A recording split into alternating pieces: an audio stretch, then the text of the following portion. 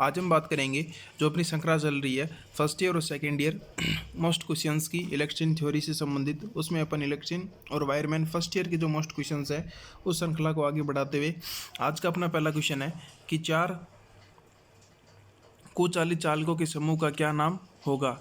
यानी जो insulated conductor होते हैं उसको अपन जो जिसके अंदर 4 वायर प्रयोग किए जा रहे हैं उसको अपन क्या कहेंगे। ए जोड़ा, बी क्रोड, सी क्वाड, डी लेयर।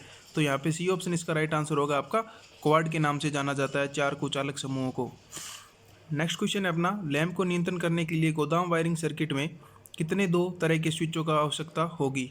यानी अपन जो गोडाउन की वायरिंग करेंगे उसमें अंदर 4 लैंप को आपको नियंत्रित करने के लिए आप कितने प्रकार के स्विच का यूज़ करोगे। 2 प्रकार के, 3 प्रकार के, 4 प्रकार के या 5 प्रकार के। तो यहाँ पे बी ऑप्शन अपना राइट आंसर होगा। 3 प्रकार के स्विच का प्रयोग करके गोदाम की वायरिंग अपन कर सकते हैं। नेक्स्ट क्वेश्चन है, बहुमंजिला इमारत के लिए तारों की ट्री प्रणाली सबसे उपयुक्त क्यों है। यानी आपने देखा होगा जब बिल्डिंग के अंदर वायरिंग की जाती है इलेक्ट्रिकली तो उसके अंदर ट्री प्रणाली को सबसे उपयुक्त माना जाता है। तो ऐसा क्यों। ए असमान भार संतुलन, बी नियत वोल्टेज विसरण, सी न्यूनतम वोल्टेज पाथ, डी कई फ्यूज के साथ दोष ढूंढने में सरलता। तो यहाँ पे डी ऑप्शन अपना राइट आंसर होगा कि कई फ्यूज के साथ फॉल्ट ढूंढने में आसानी। नेक्स्ट क्वेश्चन देखेंगे, सीलिंग में स्क्रू का छेद भरने हेतु भराव पदार्थ के रूप में किसका प्रयोग किया जाता है। ए कागज, बी नाइलॉन, सी सीमेंट, डी पॉलीविनाइल क्लोराइड यानी पीवीसी। तो इसमें बी ऑप्शन इसका राइट आंसर होगा। नाइलॉन का प्रयोग करके छेद को भरा जाता है। नेक्स्ट क्वेश्चन है आपका जिसमें आपको एक प्रतीक दे रखा है सिंबल, ठीक है, और पूछा है ये सिंबल किससे संबंधित है। इसको देखने से अपन को पता चल रहा है यानी दिखने में ये लेटा हुआ 8 होता है जो आपका अंक गणित का अंक 8 उससे संबंधित है। तो ये किसका होगा। A table fan, B ceiling fan, D basket fan, D आपका एग्जस्ट फैन यानी। तो यहाँ पे आपका बी ऑप्शन इसका राइट आंसर होगा। सीलिंग फैन यानी जो छत का पंखा होता है उसका सिंबल होता है लेटा हुआ 8 जिसे अपन। नेक्स्ट क्वेश्चन देखेंगे, रिले का क्या नाम है। यानी आगे एक रिले का डायग्राम दे रखा है और उसमें पूछा ये रिले किससे नाम है। तो आवेग रिले, ड्राई रिले, विद्युत चुंबकीय रिले या पारा गीला संपर्क रिले। तो इसमें बी ऑप्शन इसका राइट आंसर होगा ड्राई रिले।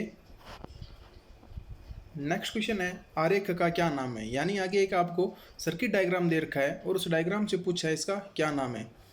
लेआउट आरेख, वायरिंग आरेख, स्थापना योजना या योजनाबद्ध आरेख। तो देखो इसको संबंधित अपन चल रहा है यानी किसी स्विच को 2 स्थानों से ऑपरेट करने के लिए वायरिंग हो सकती है या एक स्विच को एक स्थान से और किसी अन्य में जो आपका 5 पिन लगा है। यहाँ पे ये स्थापना से संबंधित है तो इंस्टॉलेशन प्लान है। तो सी ऑप्शन इसका राइट आंसर होगा।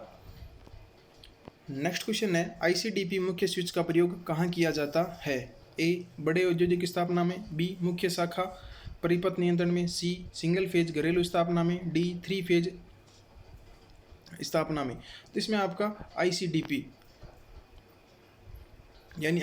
यानी डबल पोल स्विच होगा इसमें। तो यहाँ पे सी ऑप्शन इसका राइट आंसर होगा। सिंगल फेज घरेलू स्थापना के अंदर आईसीडीपी का प्रयोग किया जाता है। नेक्स्ट क्वेश्चन अपना, कौन सी विद्युत सामग्री सामानों में सामान्य वर्गीकरण से संबंधित है। यानी जो सामान्य प्रकार के इलेक्ट्रिकल उपकरणों के अंदर एसेसरीज के अंदर इसको काउंट किया जाता है। ए फ्यूज, बी सीलिंग रोज, सी इंटरमीडिएटर स्विच, डी आपका पेंडेड होल्डर। तो यहाँ पे आपका बी ऑप्शन राइट आंसर होगा। सीलिंग रोज का प्रयोग किया जाता है। नेक्स्ट क्वेश्चन है, डीसी श्रृंखला में एमसीबी का अनुप्रयोग कौन सा है। यानी किसके स्थान पे आप एमसीबी का प्रयोग कर सकते हो। A AC motor, B DC motor, C locomotive, D air conditioner. तो यहाँ पे सी ऑप्शन इसका राइट आंसर होगा लोकोमोटिव। नेक्स्ट क्वेश्चन है, दोष में सर्किट को बाधित करने के लिए फ्यूज द्वारा लिया गया समय क्या कहलाता है। यानी आपने देखा होगा कि फाल्ट सर्किट को बाधित करने के लिए, ठीक है, यानी जो फाल्ट हुआ है उसको रोकने के लिए फ्यूज के द्वारा जो समय लिया जाता है वो समय क्या कहलाता है। ए समय गुणांक, बी फ्यूजिंग गुणांक, सी कट ऑफ गुणांक, डी फ्यूजिंग धारा। तो यहाँ पे सी ऑप्शन इसका राइट आंसर होगा कट ऑफ फैक्टर यानी कितने समय में वो परिपथ को कट कर देता है। नेक्स्ट क्वेश्चन देखेंगे, वायरिंग का ट्री सिस्टम किस स्थान पर सबसे उपयुक्त है, यानी जो वायरिंग के लिए ट्री सिस्टम का प्रयोग सबसे ज़्यादा कहाँ किया जाएगा। A godown wiring, B industrial wiring, C domestic wiring, D आपका मल्टी स्टोर बिल्डिंग में। तो यहाँ पे डी ऑप्शन इसका राइट आंसर होगा, मल्टी स्टोरेड बिल्डिंग में, यानी बहुमंजिला भवनों के अंदर ट्री सिस्टम का प्रयोग किया जाता है। नेक्स्ट क्वेश्चन देखेंगे, सुरक्षित ठंडा मोल्ड करने के लिए पीवीसी की अधिकतम आकार क्या होगी, यानी जो पीवीसी आपका कंड्यूट पाइप होता है उसका साइज अधिकतम कितना होता है, 12 mm, 19 mm, 25 mm या 50 mm। तो यहाँ पे सी ऑप्शन इसका राइट आंसर होगा 25 mm। नेक्स्ट क्वेश्चन देखेंगे, होम थिएटर वायरिंग व पावर वायरिंग के लिए अलग वायरिंग की सिफारिश क्यों की जाती है, यानी आपने देखा होगा होम थिएटर वायरिंग और एक पावर वायरिंग होती है, उनको अलग अलग स्थापित क्यों किया जाता है। ए बिजली की आग से बचाव के लिए, बी शक्ति हानि कम करने के लिए, सी बिजली के व्यतिकरण को से बचने के लिए, या वोल्टेज स्तर को स्थिर बनाए रखने के लिए। तो यहाँ पे सी ऑप्शन अपना राइट आंसर होगा, बिजली के व्यतिकरण को रोकने के लिए थिएटर वायरिंग और पावर वायरिंग को अलग अलग स्थापित किया जाता है। नेक्स्ट क्वेश्चन है जिसमें आपको एक परिपथ दे रखा है सर्किट डायग्राम और पूछा है भी इसका क्या नाम है, यानी प्रकाशीय परिपथ का क्या नाम होगा। तो ये अपना ए सुरंग प्रकाश वायरिंग, बी गलियारा वायरिंग, सी गोदाम वायरिंग, डी सीडीओ की वायरिंग।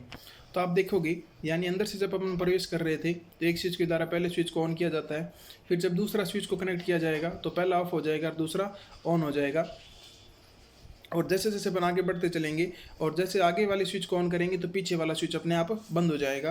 तो ये वायरिंग आपकी गोडाउन वायरिंग से संबंधित है, तो यहाँ पे सी ऑप्शन अपना राइट आंसर होगा। नेक्स्ट क्वेश्चन देखेंगे, कंड्यूट को मोड़ने के लिए किस प्रकार के उपकरण का प्रयोग किया जाएगा। तो यहाँ पे A hickey, B coupler, C pipe vice, D bench vice. तो यहाँ पे ये ऑप्शन इसका राइट आंसर होगा, हिकी का प्रयोग कर कंड्यूट को मोड़ा जाता है। नेक्स्ट क्वेश्चन है एमसीबी की फुल फॉर्म। देखो ये 2-4 जो आपके एग्जाम पूरी बुक्स में आप देखोगे तो 2-4 ही है कुछ फुल फॉर्म्स जो आपके लिए बहुत ही महत्वपूर्ण है। जैसे एमसीबी आ गया ए बी सी और डी, इसमें आप देखोगे तो इसका बी ऑप्शन इसका राइट आंसर होगा, मिनिएचर सर्किट ब्रेकर। ध्यान रखना, मिनिएचर सर्किट ब्रेकर। दिखने में तीनों ही आपको सही लगेगी, लेकिन ऑप्शन इसका बी राइट आंसर होगा, miniature circuit breaker. Next question है ईएलसीबी का क्या उद्देश्य होगा, और अगर ईएलसी की फुल फॉर्म पूछ ले तो अर्थ लीकेज सर्किट ब्रेकर हो जाएगी आपकी, ठीक है। लेकिन यहाँ पे उद्देश्य पूछा है तो यहाँ पे हो जाएगा ए परिपथ में दोष खोजना, बी अवशेष धारा को देखना, सी अति भार से उपकरण की सुरक्षा, डी लघु पतन से उपकरण की सुरक्षा। तो यहाँ पे बी ऑप्शन आपका राइट आंसर होगा, अवशेष धारा को देखना। नेक्स्ट क्वेश्चन है आपका, आगत बिजली आपूर्ति में प्रदान किए गए फ्यूज कट का क्या उद्देश्य है। ए यह सुनिश्चित करने के लिए लाइन अति भार नहीं है, बी स्थिर आपूर्ति वोल्टेज बनाए रखने के लिए, सी सर्किट को लीकेज करंट से बचाने के लिए, डी ताकि इंसान को झटका से बचाया जा सके, यानी फ्यूज का उद्देश्य। तो यहाँ पे ये ऑप्शन इसका राइट आंसर होगा, ये सुनिश्चित करने के लिए कि लाइन में ओवरलोड तो नहीं है। ये ऑप्शन इसका राइट आंसर होगा। नेक्स्ट क्वेश्चन है अपना, डाई स्टॉक सेट का क्या उपयोग है, यानी डाई स्टॉक सेट का प्रयोग कहाँ किया जाएगा। ए वर्गाकार पाइप में बाह्य थ्रेड काटने के लिए, बी बेलनाकार पाइप में आंतरिक थ्रेड काटने के लिए, सी बेलनाकार पाइप में बाह्य थ्रेड काटने के लिए, डी आयताकार में आंतरिक थ्रेड काटने के लिए। तो यानी डाई स्टॉक का प्रयोग आपको पता है, जैसे अपनी भाषा में बोले तो पाइप के ऊपर चूड़ियाँ निकालना, यानी ये जब एक पाइप को दूसरे पाइप के साथ जोड़ा जाता है तो उसके ऊपर चूड़ियाँ निकाली जाती है, जिसके लिए अपन स्टॉक डाई सेट का प्रयोग करेंगे। तो सी ऑप्शन इसके अंदर राइट आंसर होगा कि बेलनाकार पाइप के ऊपर बाहरी की ओर थ्रेडिंग या चूड़ियाँ निकालने के लिए इसका प्रयोग किया जाता है। तो इसका सी ऑप्शन इसका राइट आंसर होगा। ये था आज का अपना महत्वपूर्ण क्वेश्चंस, जिसमें देखो विद्यार्थियों अपन लगभग 300 से 400 क्वेश्चन इसी क्रम में अपन कर चुके हैं। आगे भी ये क्रम आपका निरंतर चलता रहेगा।